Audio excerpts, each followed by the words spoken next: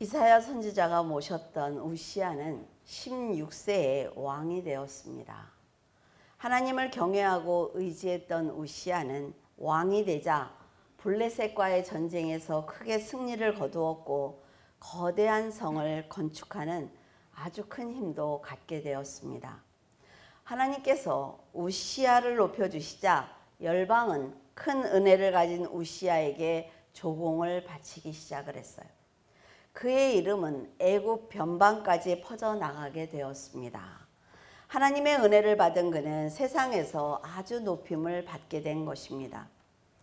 인생은 마음대로 되지 않기 때문에 자신을 스스로 높이려는 자는 채워지지 않는 허무한 마음을 가질 수밖에 없지만 하나님의 전능하심을 믿고 경외하는 사람은 자족하기 때문에 평안과 안식을 언제나 누릴 수가 있습니다. 모든 짐을 예수 그리스도께 맡기고 노력하더라도 때가 될 때까지는 어려운 환경은 전혀 변하지 않습니다. 우리가 하나님 앞에 기도하고 하나님을 의지한다고 하지만 하나님께서 허락하시는 그때가 되기까지 내 육신도 내 환경도 변하지 않는다는 거예요. 그래서 인내가 필요한 것이며 하나님을 향한 절대적인 믿음이 필요한 것입니다. 하나님께서 반드시 도와주실 것을 믿고 때가 될 때까지 나 자신을 성장시키는 것이 바로 믿음의 형제들이 해야 되는 일입니다. 하나님께서는 믿음을 지키기 위해서 노력하는 성도를 보시고 반드시 역사해 주십니다. 이것을 우리가 믿느냐 하는 거죠. 우시야 왕은 예루살렘 성문과 망대를 건축을 해서 나라를 견고하게 하였습니다. 농사와 목축을 장려하여 백성들이 풍요로운 삶을 살 수 있도록 만든 아주 위대한 왕이에요. 언제나 하나님께서는 그의 계획과 함께 하셨기 때문에 어려움 없이 나라를 지킬 수가 있었다는 거죠. 그래서 백성들은 하나님을 잘 섬길 수가 있었습니다. 우시야의 이름을 모르는 나라가 없을 정도로 그가 유명해지자 그는 서서히 변질되기 시작을 했어요. 이 모든 것이 하나님께서 도와주셨다기보다는 내 능력이야 라는 생각을 갖기 시작을 한 것입니다. 자신의 능력과 지혜를 스스로 인정하자 하나님의 은혜에 감사하고 정말 죽도록 내가 충성하겠다 그런 마음이 다 사라지기 시작을 했습니다. 하나님을 배신하거나 교만해지는 것은 한순간에 일어나는 일이 아니에요. 아주 서서히 진행한다 말이죠. 자신도 모르는 사이에 우선순위를 바꾸기 때문에 솔로몬처럼 내가 잘못된 인생을 살았구나, 내가 실수했어 라고 후회할 때는 이미 많은 시간이 지나고 때가 놓칠 수도 있습니다. 우시야는 자신의 지혜와 전략이 뛰어나다는 생각을 했기 때문에 하나님을 쉽게 버릴 수가 있었던 거죠. 눈에 보이는 많은 재물과 권력 그리고 사람들의 칭찬은 그의 귀와 눈을 멀게 하고 말았습니다. 사람들은 하나님의 말씀을 거역한 아담처럼 하나님께 저주를 받아서 사망에 떨어지는 마지막 순간까지 죄를 멈추지 않습니다. 여러분, 죄를 짓는 사람은요, 내가 죄를 짓는다는 걸 모르지 않는다 말이죠. 이렇게 하면 안 되는데, 이 말을 하면 안 되는데, 이런 행동을 하면 안 되는데 알아요. 그러면서도 그걸 멈추지 못하는 거예요. 부모님이 매를 들 때까지 반항하는 아이들처럼 끝까지 회개하지 않습니다. 처음에는 하나님께 감사했던 사람도 육신의 정욕과 안목의 정욕과 이생의 자랑에 매이게 되면 바벨탑을 쌓는 죄를 두려워하지 않습니다. 왜? 당장 사람들이 나를 인정하니까, 사람들이 나를 칭찬하니까, 나는 이걸 갖고 자랑할 수 있으니까 멈추지 않는다 말이죠. 하나님께 감사했던 마음은 사라지고 내가 지혜롭고 명철하기 때문에 성공했다고 자랑하는 것은 아주 큰 죄입니다. 그것은 바로 내가 지금 사탄의 영향을 받고 내가 사탄의 종이 되었다는 증거이기 때문에 그래요. 성도들이 결코 잊지 말아야 되는 것은 나그네와 같은 인생이 끝나면 한 사람도 빠짐없이 사후세계를 만난다는 것입니다. 그리스도를 믿는 믿음을 통해 천국과 지옥으로 갈라지기 때문에 세상에서 당연히 열심히 살아야 합니다. 세상을 위해서, 세상에서 뒤떨어지지 않기 위해서 노력을 해야 돼요. 하지만 천국의 주인은 예수 그리스도라는 것을 잊지 않고 내 모든 인생 중에 예수 그리스도와 동행하는 것을 멈추면 안 된단 말이죠. 우시야가 정상적인 사고를 가지고 있을 때는 절대로 하지 않았던 교만한 생각이지만 제사장, 그 제사장들만 집전할 수 있는 제사가 있습니다. 왕이 할 수 없단 말이죠. 제사는. 왜? 하나님의 법이니까. 그 제사를 우시야가 내가 하겠다고 고집을 피우기 시작을 한 거예요. 내가 분향을 하겠다. 내가 왕이잖아. 내가 하니까 너는 물러서 있어. 라고 고집을 피우기 시작을 했어요. 이거 왜 그래요? 교만해졌기 때문에 할 수 있는 일이라 말이죠. 그 소식을 들은 제사장 아샤라는 제사장 80명을 대동하고 성전으로 갑니다. 그리고 하나님께 범죄하는 것입니다. 이렇게 얘기를 하면서 왕을 막으려고 했어요. 제사장 아샤랴는 우시야 왕에게 여호와께 분향하는 일은 왕의 일이 아닙니다 라고 분명하게 말했단 말이죠. 구별된 제사장들이 할 일이라고 막았지만 왕은 듣지 않는 거예요. 왜냐? 이미 내 생각에 사로잡혔단 말이죠. 만약 왕이 분향을 한다면 법을 어기는 죄이기 때문에 하나님의 영광을 가리게 될 것입니다. 그리고 하나님께 크게 책망을 받게 될 거예요 라고 권고했지만 그는 듣지 않는 것입니다. 제사장이 간곡하게 권면해도 듣지 않는 것은 그가 이미 사탄에게 마음을 빼앗겼다는 증거라 말이죠. 하나님이 두렵지 않은 거예요. 제사장이 만류해도 제사장조차도 하찮은 것입니다. 우시야가 제사장의 권면을 반드시 들어야 하는 이유는 하나님께서 제사장이 드리는 제사만 받겠다라고 법으로 정하셨기 때문입니다. 하나님께서 정하신 법은 사람이 함부로 바꿀 수가 없는 거예요. 그래서 여러분 쉽게 생각하면 안 되는 것입니다. 우시야는 자신이 큰 권력을 갖고 있는 왕이라는 생각에 자신을 막는 제사장에게 크게 화를 낸 것입니다. 하나님을 잘 섬길 때는 제사장의 말에 순종을 했지요. 그런데 마음이 변하니까 상황이 변했습니까? 아니요. 그 사람은 왕이고 이 사람은 제사장이에요. 상황이 하나도 변하지 않았습니다. 그 사람의 마음이 변한 거예요. 마음이 변하니까 제사장에게 화를 내면서 함부로 대하는 것입니다. 하지만 우시야가 간과한 것이 하나 있는데 제사장은 사람의 말을 듣는 사람이 아닙니다. 무조건 하나님의 말씀에 순종하는 사람이죠. 그러니까 왕이 아무리 화를 내고 죽인다고 해도 왕의 말을 듣지 않습니다.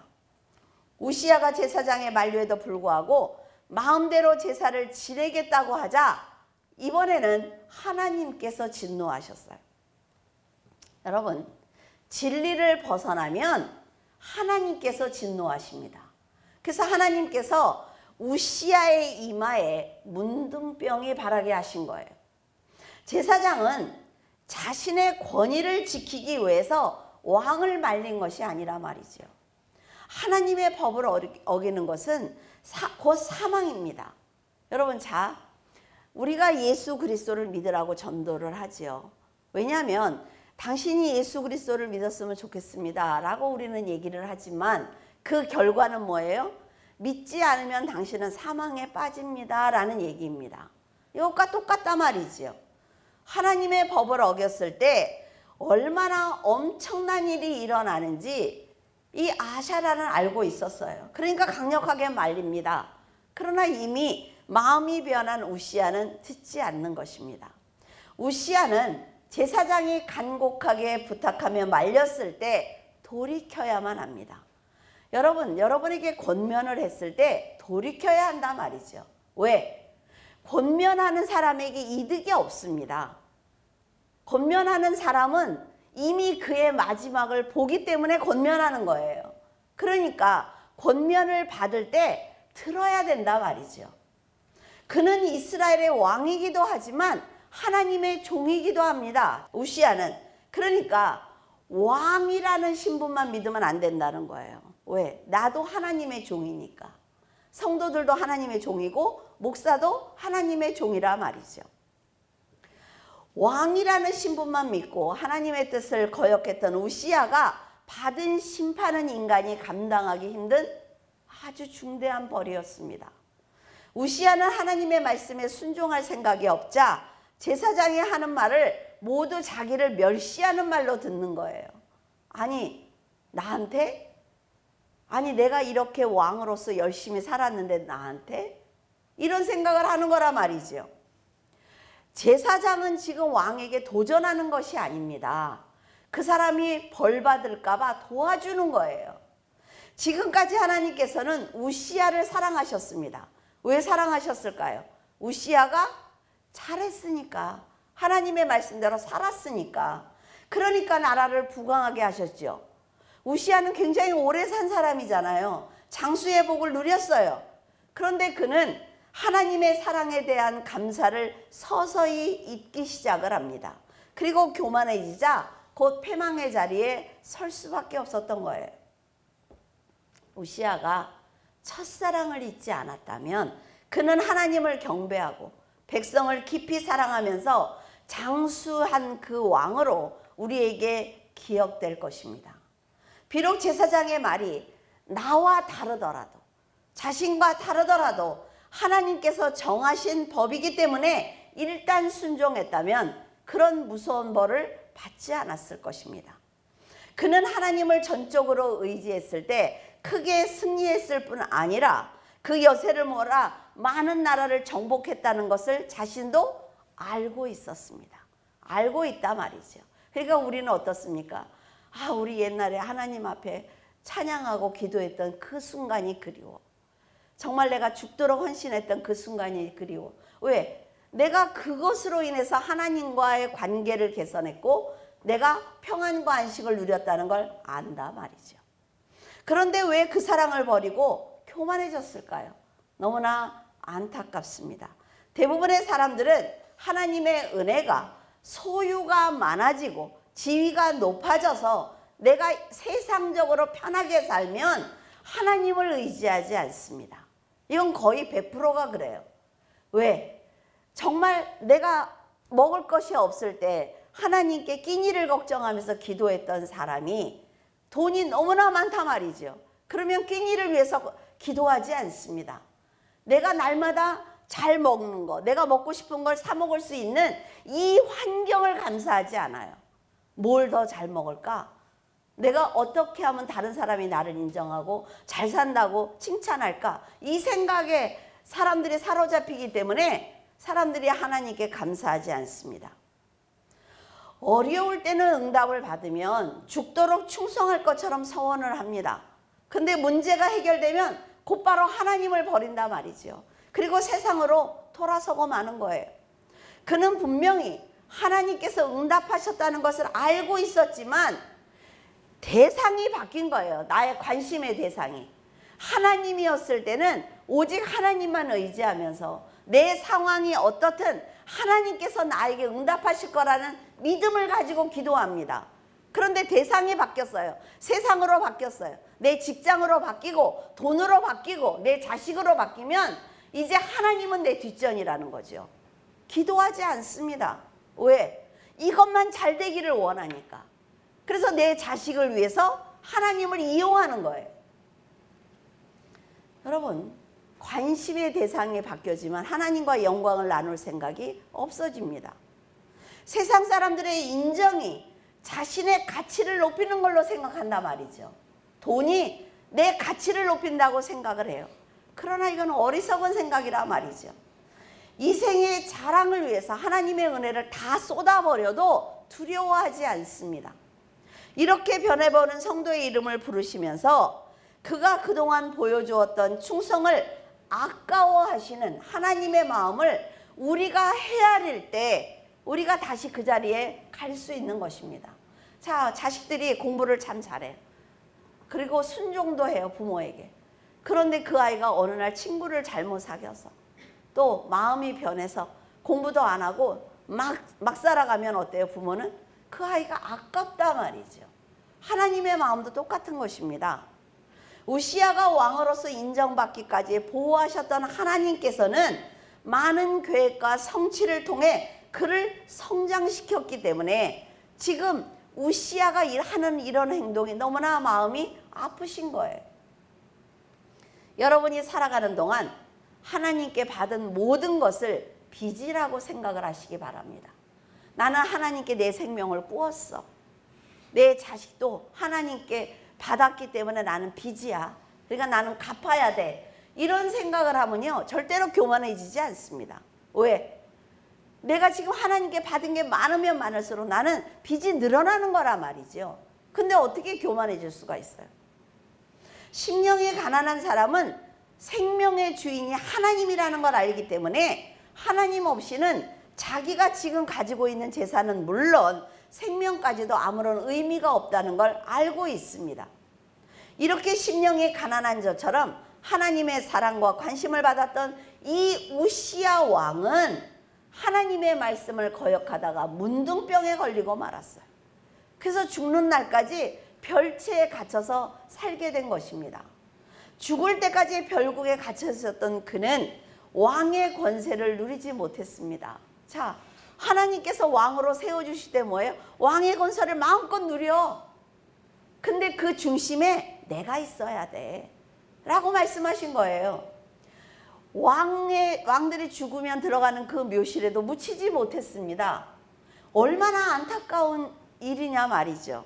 여러분은 교만이 얼마나 어리석고 무서운 것인지 여러분 알아야 된다는 거예요. 내 마음이 조금 교만해지려고 할 때, 저 사람보다 내가 조금 낫지 않아? 그래도 내가 지금까지 했던 일이 있는데, 내가 지금 가지고 있는 것이 있는데 라는 생각이 요만큼만 들려고 하면 여러분 죽도록 회개해야 합니다. 이게 성장하지 못하게 해야 된단 말이죠. 왜? 마지막엔 결국 패망이니까. 하나님을 믿지 않고 교만해지는 순간 패망의 길로 가기 때문에 그것을 안에서 잘라버리지 않으면 여러분 결국 망하고 맙니다. 이 사건을 통해서 알 수 있는 것은 하나님을 믿고 끝까지 의지하는 자는 하나님께서 축복하신다는 것입니다. 여호수아를 하나님이 버리셨다는 말씀 없단 말이죠.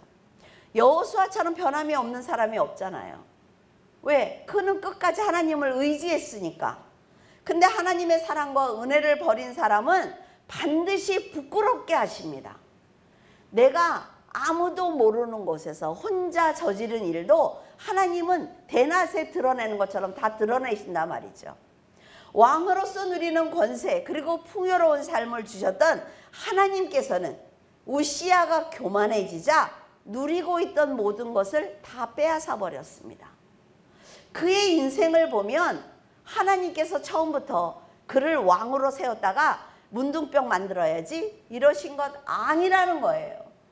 여러분들 이걸 오해하면 안 된다는 거죠. 하나님께서는 지금 그의 상태에 따라서 움직이십니다. 그러니까 자, 과거에 내가 잘못 살았어. 그러면 책망하세요. 근데 그 사람이 돌이키면 하나님 축복하십니다. 그러니까 우리가 판단하면 안 되는 거예요. 정죄하면 안 되는 거죠. 그 사람의 믿음의 상태에 따라서 하나님도 움직이기 때문에 여러분들이 지금 내가 너무 기도를 안 했어. 내가 지금 너무 막 살고 있어. 그럼 돌이키면 돼요. 그러면 하나님도 돌이키신단 말이죠. 받은 은혜를 잊지 않고 감사하는 사람들이 끝까지 하나님의 사람으로 남는 것입니다. 이 사람들이 누구예요? 택함을 받은 자, 생명책에 기록된 자. 우리가 이렇게 생각하면 된다는 거죠. 왕과 제사장은 분명히 하는 일이 다릅니다.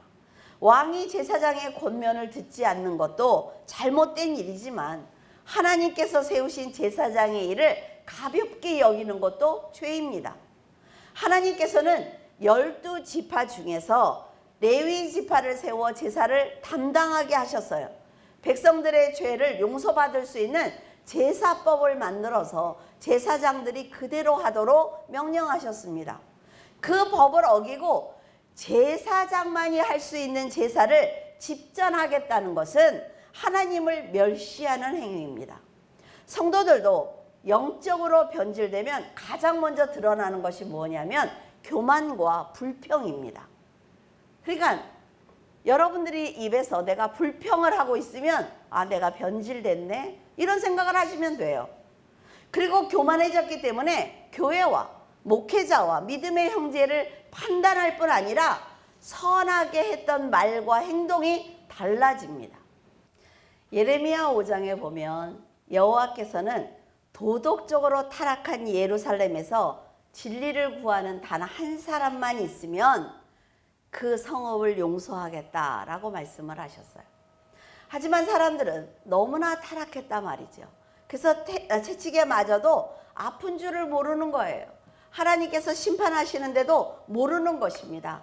하나님께서 지금 손을 대셨는데도 깨닫지 못한단 말이죠. 그래서 얼굴을 바위보다 굳게 합니다. 자, 사람들이 화가 나면요, 제일 먼저 표정이 어디서부터 나오는지 아세요? 이마부터 나와요. 그래서 이마가 딱 굳습니다. 그러면서 이렇게 내려오지요. 근데 입은 억지로 웃는데 여긴 어때요? 굳어 있어. 그래서 거짓말로 웃는 거는 금방 들켜요. 그러니까 회개하는 사람이 단 한 사람도 없기 때문에 그 성읍이 책망을 받은 거예요. 사람들은 사탄의 영향을 받으면 은혜와 사랑을 드러냈던 환한 얼굴을 석고처럼 만들어서 표정을 드러내지 않습니다. 그리고 마음을 딱 닫아버리죠. 그러니까 그 사람을 보면 얼굴이 석고처럼 딱 돼 있으니까 말을 시킬 수가 없는 거예요. 이런 행동은 자신에게나 타인에게나 전혀 도움이 되지 않습니다. 하나님께서는 밝고 친절하며 범사에 감사하는 그런 사람을 사랑하세요. 그러니까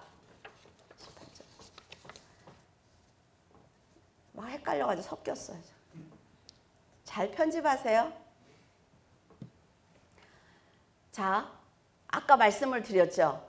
이 설교를 들으시는 분들이 있기 때문에, 자, 여기서 우리가 하나님 앞에 기도하러 나올 때 여러분들이 얼마나 간절할 때 나오는지 알고 있어요. 하나님께 매달려서 간구하지요. 그렇다고 여러분에게 밝고 친절한 사람을 좋아한다니까 옆에 앉아서 하나님 안녕하세요, 너무 슬퍼요, 뭐 이렇게 하라는 게 아니에요. 울 때는 울고 부르짖을 땐 부르짖어야지요. 근데 내 마음속에서 하나님께서 나를 사랑하신다는 거, 하나님께서 내 기도를 듣고 계신다는 거, 하나님께서 나를 통해서 역사하실 것을 믿는 겁니다. 그러니까 하나님, 지금 이 일이 잘못되면 제가 부끄러울 수도 있습니다. 하나님께서 도와주시면 좋겠습니다 라고 기도할 때 내 마음을 가득 채우고 있는 분이 그리스도여야 된다는 거예요. 그렇게 하고 의지하고 내 짐을 다 십자가 아래 내려놓고 일어났을 때 나는 마음이 가벼워야 되는 거예요. 왜? 아버지께 다 맡겼거든요. 하나님께서 역사하실 거 믿는 거거든요. 그런 사람이 화를 내고 집에 가서 아이들을 때리고 소리를 지르고 이럽니까? 그러지 않아요. 그러니까 여러분들이 밝게 한다는 건 영적인 밝기를 얘기하는 거예요. 목회자가 전하는 말씀을 듣고 그리스도인으로 살아야 되는 성도들이 자신이 원하는 말만 들으려고 하고 말씀에 순종하지 않는다면 그것이 곧 하나님을 멸시하는 행동입니다. 저도 가끔 당황할 때가 있어요. 설교의 뜻이 그게 아니거든요. 근데 딱 내가 원하는 말을 들었어. 아, 목사님 오늘 응답 받았어요. 큰일 났네. 왜? 자기의 마음을 더 굳게 하는 거란 말이에요. 이게 깨져야 되는데 내가 원하는 말만 탁 듣고 잡고는 응답을 받았다고 하면 설명해 주기가 너무나 어렵다는 거죠. 사람은 자신의 감정과 필요에 의해서 마음을 열기도 하고 닫기도 합니다. 이게 사람이니까 이건 정상이에요. 하지만 하나님께서 지금까지 나에게 주신 은혜를 잊지 않고 그 사랑을 믿는다면 지금 이 모든 상황을 판단하기보다는 순종합니다. 그래서 지혜로운 자다, 하나님께 칭찬을 받는 거예요. 지금까지 사랑을 주신 그 하나님이 지금은 내가 어렵지만, 지금은 내가 원하는 대로 되지 않지만 하나님께서 분명히 나를 이끌어 가신다는 걸 믿어야 된다 말이죠. 이게 믿음이에요. 이게 인내입니다. 우시아가 처음 신앙을 그대로 가지고 있었다면 하나님께서 주신 축복을 죽을 때까지 누렸을 것입니다. 하지만 그의 교만이, 그의 변함이, 그의 변질이, 교만이 하나님과 담을 쌓는 거예요. 그래서 왕으로서 누릴 수 있는 그 복을 하나도 누리지 못하는 것입니다. 얼마나 안타까워요. 우시아는 별채에 갇혀서 과연 이 상황을 어떻게 생각을 했을까요? 제가 우시아가 돼봤어요. 어떻게 생각을 했을까? 자기도 하나님께 분향할 수 있다는 생각에 잠시 제사장의 말을 안 들었구나, 이렇게 생각을 했을까? 그런데 내가 잠시 제사장의 말을 안 들었다고 해서 하나님이 어떻게 왕의 자리를 빼앗을 수가 있어? 나에게 어떻게 이렇게 문둥병자로 만들 수가 있어?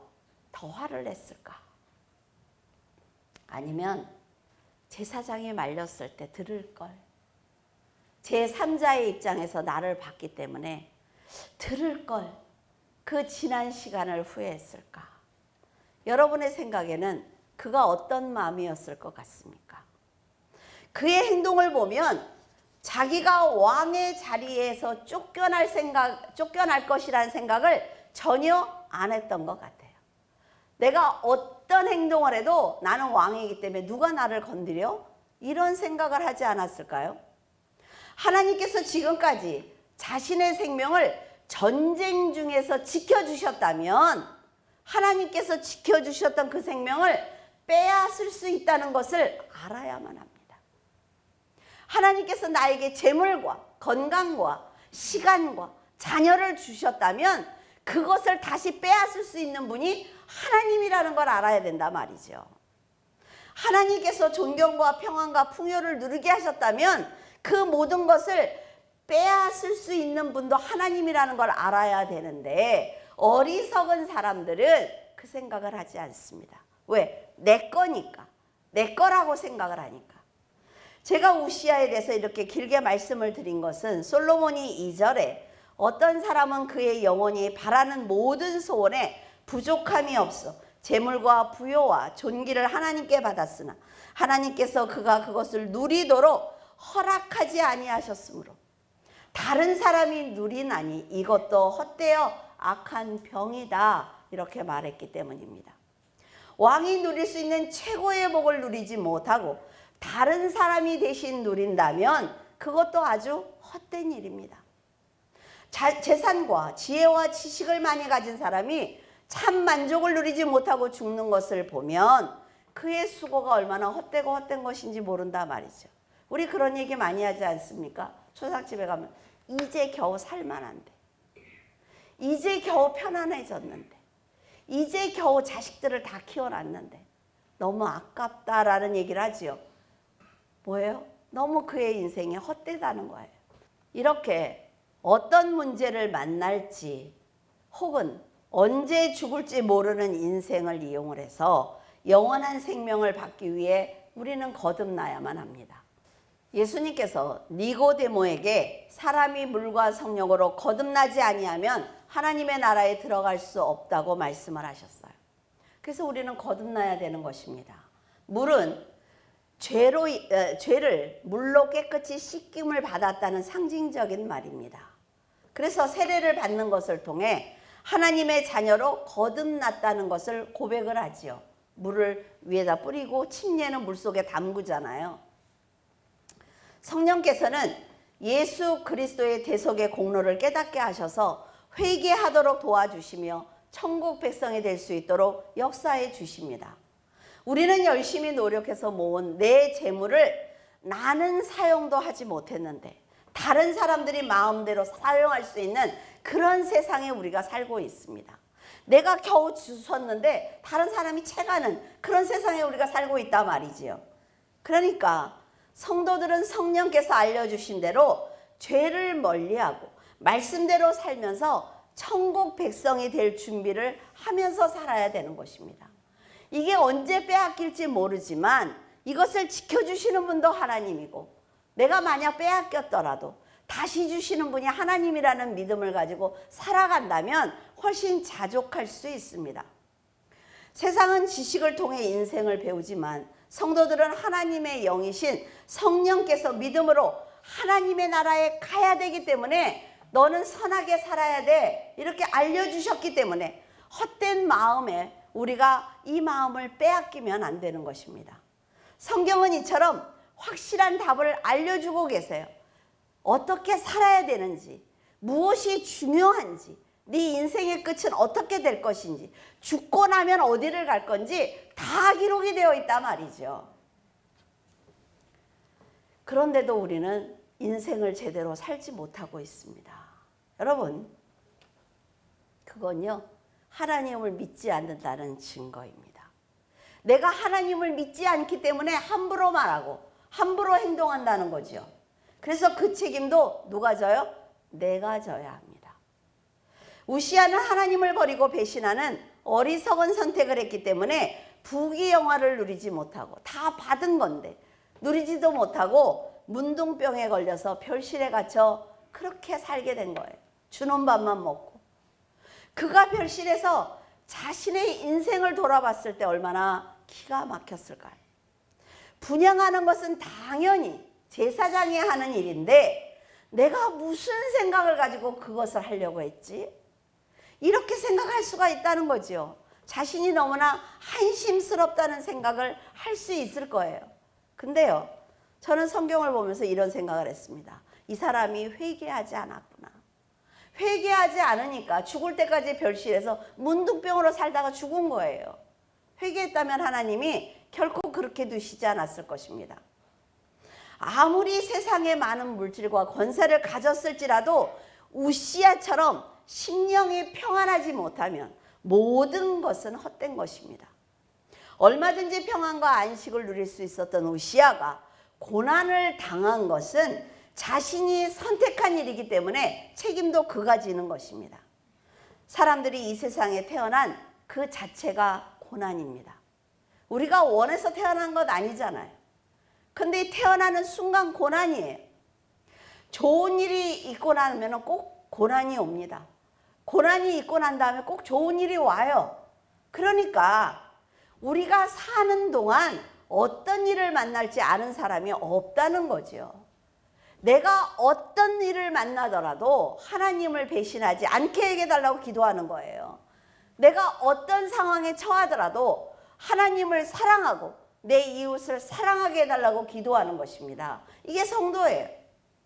욥기 3장에 보면 삶이 얼마나 살기 힘들었으면 욥이 하는 말이 자기 생일을 저주하면서 차라리 내가 낙태되었다면 얼마나 좋았겠느냐라고 부르짖었습니다. 그만큼 사는 게 힘든 거죠. 욥이 말하길 태어나지 못한 아기들이 가는 곳은 악한 자의 소요가 그치며 악한 자들이 함부로 하지 않는 곳이래요. 피곤한 자가 쉼을 얻는 곳이며 인생이 평안해진다는 거지요. 갇힌 자가 다 함께 평안이 있어 감독자의 호통 소리를 듣지 않는 평안한 곳이며 작은 자와 큰 자가 없고 함께 있다는 거예요. 종과 상전도 없는 곳이다 라고 말을 했어요. 세상은 높고 낮음, 많고 적음이 있습니다. 그러나 죽음은 누구에게나 공평합니다. 육신을 벗고 나면 종도 상전도 없고 작은 자나 큰 자도 없는 곳에 우리가 가게 되는 것입니다. 결국 인간이 당하는 고난은 죽어야 끝이 난다는 말로 들리죠. 그런데 자, 천국에 가도 종도 상전도 없습니다. 지옥에 가도 종도 상전도 없어요. 무슨 말인지 알아들으시겠습니까? 육체의 삶은 끝이 나지만 그의 영혼은 하나님께서 정하신 법대로 법에 의해서 갈 곳이 정해지기 때문에 그리스도를 영접하기 위해서 우리가 이 인생을 사용해야 된다는 것입니다. 여러분들이 세상을 살 때 평안하지 않아요. 돈이 있는 사람도요, 평안하지 않습니다. 돈이 없으면 불편하지요. 그런데 우리가 내 육신을 벗고 어디를 갈 것이냐에 대한 관심을 버리면 여러분이 살아온 이 인생이 다 헛되고 헛된 인생이 되는 것입니다. 여러분, 정말 하나님의 정하신 그 법에 순종하셔야 합니다. 이 성경이잖아요. 이 성경 말씀에 순종하셔야 된단 말이죠. 그래서 사울을 위해서 이 생의 삶을 믿음으로 사는 사람이 하나님께서 원하시는 지혜로운 사람이 되는 것입니다. 성도들은 사람들의 혼이 지옥에 가지 못하도록 복음을 전해야 합니다. 이게 우리의 사명이에요. 7절에 사람의 수고는 다 자기의 입을 위함이나 그 식욕은 채울 수 없느니라. 여러분들 왜 일하십니까? 왜 일하세요? 먹고 살려고 하는 거죠. 다 먹기 위해서예요. 그러니까 아무리 먹어도 그 식욕은 만족시키지 못합니다. 여러분들 아침에 밥을 이렇게 많이 먹었다고 해서 저녁 안 먹습니까? 먹어요. 참 어떨 때는 스스로 제 자신을 원망할 때가 있어요. 또 배가 고프다고? 너무 한심스러울 때가 있단 말이죠. 이처럼 인간이 아무리 노력을 해도 채울 수 없는 것 중에 식욕과 더불어 무욕과 성욕이 있습니다. 지금 사회적으로 일어나는 모든 일들은 뭐예요? 성적인 일이지요. 무욕이라 말이죠. 그래서 일어나는 일들이에요. 너무나 딱하지 않습니까? 이런 것에 마음을 뺏기면 결국 실패한 인생을 살게 돼요. 저는 연예인들, 젊은 아이들을 보면서 너무 안타까울 때가 많아요. 정말 죽도록 고생해서 그 자리까지 올라가 놓고 이제 좀 뭔가가 된 것 같으니까 막 사는 거잖아요. 막 살아. 그러면 사회에서도 매장당하고 하나님께도 버림을 받고 그 인생이 그게 뭡니까? 그러니까 내가 지금 어떻게 살아야 되는지, 내가 죽고 난 다음에 어디를 가는지, 나를 지금까지 있게 하신 하나님이 누구인지 안다면 아마 그렇게 살지 않을 것입니다. 사람들은 먹기 위해서 살고 있습니다. 남들보다 더 좋은 걸 먹고 많이 먹기 위해서 살고 있죠. 우리가 돈이 없으면 어때요? 나가서 외식을 할 때 뭐 이렇게 탕 10,000원짜리 하나 먹어요. 그래도 배가 부르고 아주 흡족하잖아요. 근데 잘 살면 좋은 차에 한 끼에 10몇만 원짜리 그런 데 가야 뭐 좀 폼이 나잖아요. 그렇죠? 근데 둘이 배부른 건 똑같아. 왜 나를 원망하는 눈으로 보지? 그래도 거기가 낫지. 나도 알아요. 나도 아는데 이 자족하지 못하는 욕심이 결국 죄를 낳는다는 것입니다. 이 죄가 사망으로 이끌어간다는 거예요. 나에게 주어진 이 환경에 감사하고, 그다음 젊은 사람들도 여기서 환경에 감사하니까 아무것도 안 하면 안 되고, 세상에서 잘 살기 위해서 노력을 해야 돼요. 왜? 내가 가진 게 있어야 하나님의 일을 할 수가 있죠. 남을 도울 수가 있잖아요. 그런데 지금 주어진 자리에서 최선을 다하지만 하나님께 감사해야 한다는 것입니다. 세상은 먹고 마시는 것 때문에 다른 사람의 생명을 빼앗기도 하고 스스로 멸망의 길을 가는 것을 선택하기도 합니다. 성도들조차 세상에서 좋은 것을 취하기 위해 영원한 나라를 소망하지 않습니다. 그리고 죄를 짓는 걸 두려워하지 않아요. 그러나 로마서 14장 17절에 보면 하나님의 나라는 먹고 마시는 것이 아니요 오직 성령 안에 있는 의와 평강과 희락이라 라고 말씀을 하셨습니다. 교회의 다툼을 여러분 살펴보면요, 다 뭐냐면 권력과 돈입니다. 아주 대형 교회들이 지금 난리도 아니잖아요. 장로님들이 다 일어나가지고 목사를 내쫓고, 목사는 또 안 나가겠다고 그 재판을 걸고 난리도 아닙니다. 이게 왜 그래요? 권력 때문에 그래요. 그리고 교회에 가지고 있는 돈 때문에 그렇습니다. 너무나 안타깝지요. 근데 하나님께서 보실 때 뭐라 그러죠? 그래, 장로가 오라, 목사가 오라가 아니라 너희들은 다 죄인이야. 하나님이 보실 땐 그렇게 보신단 말이죠. 하나님의 나라는 성도가 지켜야 하는 영적인 의와 평안과 기쁨이 중요하기 때문에 성도들이 먼저 거듭나야 하는 것입니다. 사탄은 사람들이 세상에 집중하도록 지금 아주 열심히 일하고 있어요.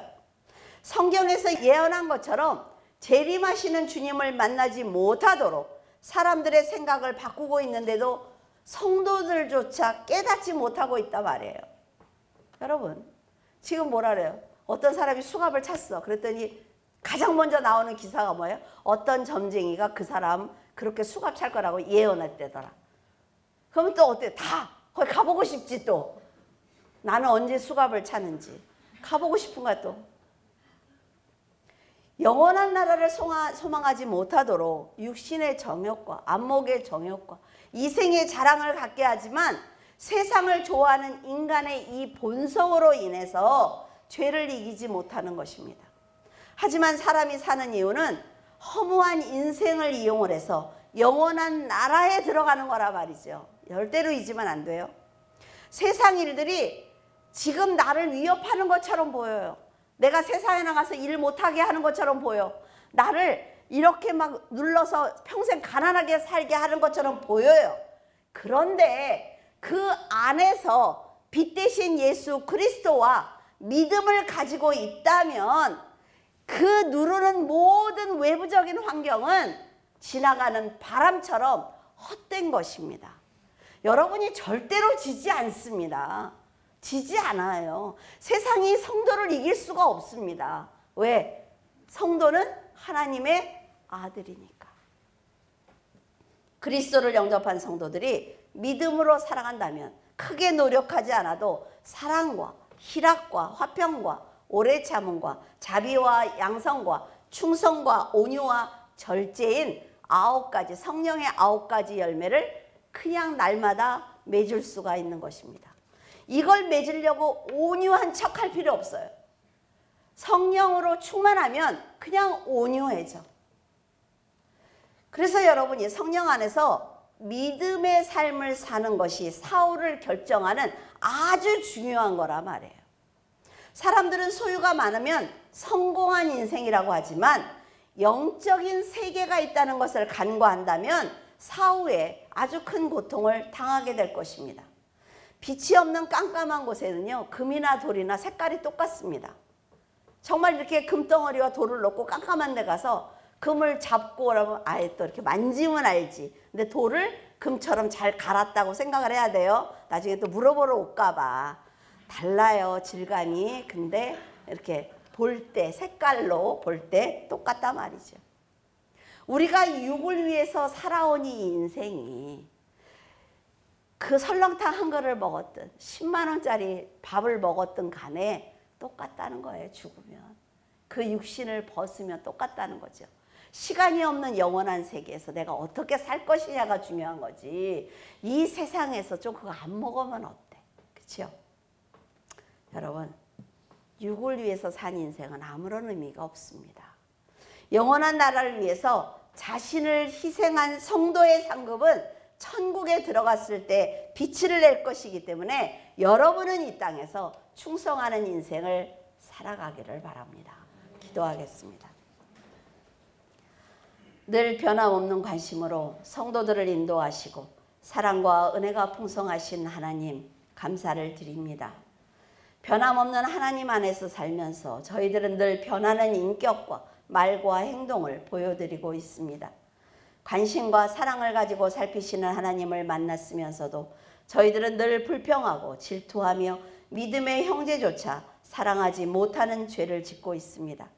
내가 너와 함께하니 두려워하지 말고 놀라지 말며 흔들리지 말라고 말씀하시지만 저희들은 세상을 두려워하고 고난에 놀라며 믿음이 흔들리는 가운데 있습니다. 우시아에게 많은 사랑을 주셨지만 그가 변질된 것을 보시며 하나님께서 얼마나 아프셨을지 저희들은 짐작조차 하지 못하고 있습니다.